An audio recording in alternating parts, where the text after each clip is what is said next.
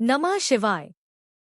वो जो समय के पार हैं, जो आदि हैं, अनंत है, जिनकी आंखों में करुणा है और तीसरी आंख में न्याय का ज्वाला, जिनके स्मरण मात्र से आत्मा को शांति मिलती है, वे हैं भगवान शिव। आज हम भगवान शिव की महिमा, उनके स्वरूप, उनके जीवन की अद्भुत कथाएं और उनके भीतर छिपे उस गूढ़ सत्य की चर्चा करेंगे जो आत्मा को परमात्मा से जोड़ता है। शिव कोई साधारण देव नहीं है। वे आदि पुरुष हैं। न वे जन्मे, न वे मरते हैं। वे स्वयंभू हैं, अर्थात उन्होंने स्वयं को प्रकट किया, स्वयं में लीन, स्वयं में स्थित। शिव का कोई आरंभ नहीं, कोई अंत नहीं।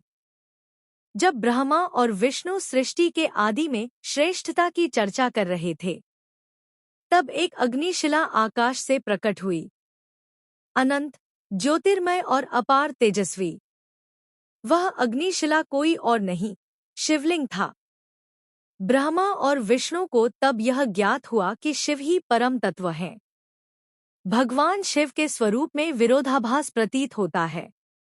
वो भस्म से सजे हुए हैं, जटाओं में गंगा को धारण करते हैं, सर्पों को गले में पहनते हैं, श्मशान में रहते हैं, परंतु करुणा के समुद्र हैं।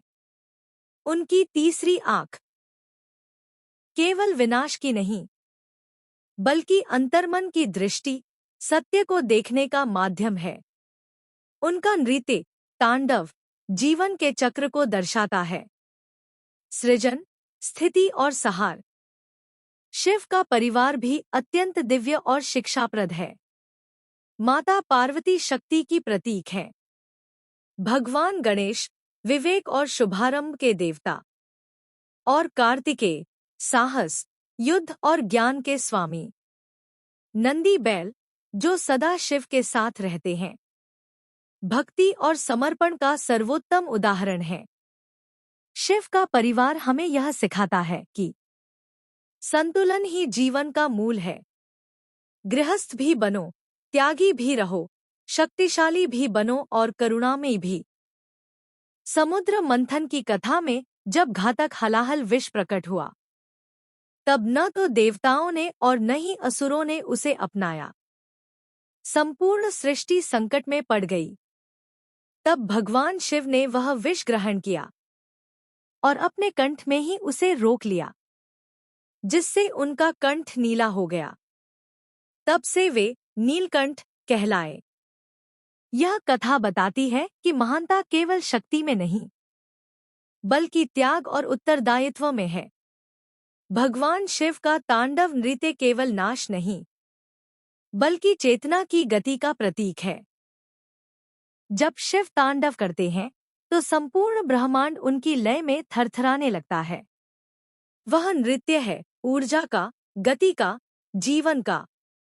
शिवलिंग केवल एक पत्थर का आकार नहीं, वह ब्रह्मांड की रचना, स्थिति और प्रलय का प्रतीक है। ऊर्ध्वभाग सृजन का प्रतीक, मध्य भाग स्थिति का और अधोभाग संहार का। जब हम शिवलिंग पर जल, बेलपत्र, धतूरा, चंदन अर्पित करते हैं, तो हम उस ऊर्जा से जुड़ते हैं जो सृष्टि के हर कण में विद्यमान है। शिव भक्ति केवल पूजा नहीं है, बल्कि जीवन को सरल, शांत, सच्चा और समर्पित बनाने की साधना है।